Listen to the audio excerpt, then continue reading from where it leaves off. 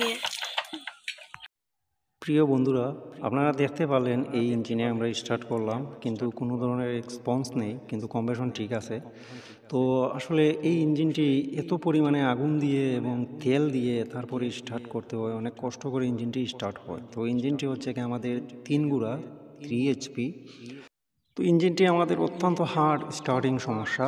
তো এখন আমাদের এগুলা খুলে দেখতে হবে। আর ইঞ্জিনের চারিদিক দিয়ে কিন্তু অত্যন্ত বেশি গ্যাস দিয়েছে, চারিদিক দিয়ে মোবিল বের হয়েছে, কার্বন হয়ে গেছে, এরকম অবস্থা। তো আমাদের এখানে নজেল প্লাঞ্জার অলরেডি দিতে হবে।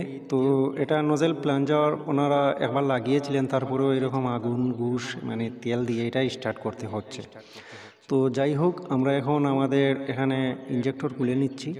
আর আমরা এই ইঞ্জিনের দেখবো যে আসলে কী কারণে এত পরিমাণে হার্ড স্টার্ট হচ্ছে। তো আপনাদেরকে আমি এক এক করে দেখাবো আসলে এটার কী কী জিনিস নষ্ট হয়েছে।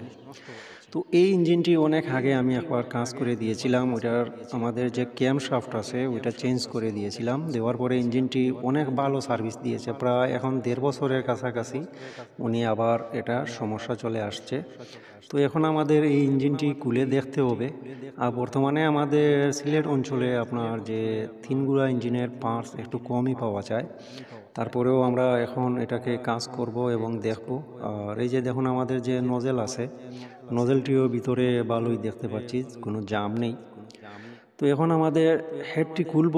আর উপরের যে আমাদের যে শু খাবারগুলো আছে ওইগুলো আমরা 10 চকের দ্বারা ওইটা খুলে নেব। তো আমরা ফুসরোডগুলো বের করেছি। তো অবশ্যই আমার এই ভিডিওতে একটি লাইক করবেন। বর্তমানে একদমই ভিউ হচ্ছে না, এঙ্গেজমেন্ট হচ্ছে না। তো আপনাদের কাছে একটাই অনুরোধ, ভিডিওটি লাইক করে শেয়ার করে দেবেন। আর এটার ফিটিংস পার্টও আপনাদেরকে আমি দেখাবো ইনশাল্লাহ, যদি বেঁচে থাকি। তো আমরা এখানে শু কাভারটি খুলে নিচ্ছি। শু কাভার খোলার পরে আমাদের হেড খুলবো এবং সিলিন্ডার দেখবো, রিং দেখবো, আপনাদেরকে দেখাবো এক এক করে যে হার্ড স্টার্ট সমস্যা কোন কোন জায়গা থেকে আসতে পারে। ইঞ্জিনে যদি গ্যাস না করতো তাহলে কিন্তু এটা আমি নজেল প্লাঞ্জার লাগিয়ে দিয়ে হয়ে যেত হয়তো, আর হলেও এটা হার্ড স্টার্ট হতো। আর এখানে কম্প্রেশনও খুব ভালো ছিল, কম্প্রেশনের পরিমাণ অনেক ভালো।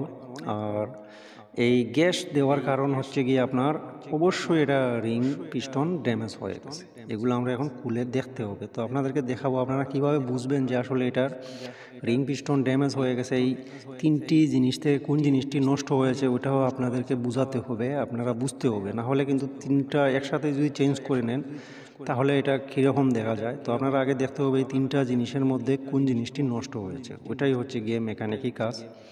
তো আমরা এখন হেডটি এখান থেকে আউট করার চেষ্টা করতেছি, কিন্তু হেডটা এমনভাবে এখানে টাইট হয়ে বসে আছে সিলিন্ডারের সাথে, যা বলার বাহিরে। তো আমরা এখানে একটু আঘাত করে যে বের করেছি। তো 3 গুড়া ইঞ্জিনের যে হেডের মধ্যে দেখুন একটু মাথা বের করাই যে, তো এই মাথাটি কিন্তু সিলিন্ডারের ভিতরে পুশ হয়ে থাকে, সে কারণে হয়তো জাম হয়েছে। তো এখন আমাদের সিলিন্ডারটি বের করব, বের করে আমরা রিংগুলোও দেখব। তো সিলিন্ডারের ভিতরটা কিন্তু এত পরিমাণে মানে ডেবে গেছে যা বলার বাহিরে। এই সিলিন্ডার কিন্তু এখন চেঞ্জ করতে হবে। এবার ভাবুন যে এত পরিমাণে হার্ড স্টার্ট কী কারণে হয়েছে। রিংগুলো তেমন একটা ভালো নেই, যেটুকুই আছে এই রিং কিন্তু চেঞ্জ করে নিতে হবে। আর পিস্টনও ভালো আছে আমি দেখতে পাচ্ছি। আর আমাদের সিলিন্ডার কিন্তু মেইন বিষয়, সিলিন্ডারটি চেঞ্জ করে নিতে হবে। তো আপনারা এরকম আগে হাত দিয়ে ঘষে দেখবেন যে আসলে ভিতরে কোনো ধরনের স্পট আছে কিনা, ভিতরে কোথাও ডেবে গেছে কিনা, ওইটা আপনাদেরকে এভাবে ঘষে ঘষে দেখতে হবে। তো এই সিলিন্ডারের মধ্যখানের জায়গাটা একদমই গর্ত হয়ে গেছে, এভাবেই দেখাচ্ছে। তো এখন আমাদের কানেক্টিং ক্যাপ খুলে নেব। কানেক্টিং ক্যাপ খোলার পরে আমরা এখান থেকে পিস্টনটি আউট করতে হবে। পিস্টন আউট করার পরে আমরা পিস্টনটাও দেখব, পিস্টন রিং গ্রুপগুলো যে আছে ওইগুলোও দেখো যে আসলে এখানে কোনো ধরনের সমস্যা আছে কিনা। তো আমরা এখানে খুলে নিচ্ছি। আর বিশেষ করে এই যে ইঞ্জিনের যে ক্যারেং শাফট আছে এটা কিন্তু গ্রাইন্ডিং করানো হয়েছিল। এটা সাইজ আছে গিয়ে আপনার 50। এখন 1.5 বছর বা 2 বছর যাবৎ এই ক্যারেং শাফট দিয়েই মানে সার্ভিস হচ্ছে। আশা করি এটা আরও সার্ভিস দেবে, কারণ হচ্ছে গিয়ে এতদিন যাবৎ এটা সার্ভিস দিচ্ছে, কোনো ধরনের সমস্যা আসছে না।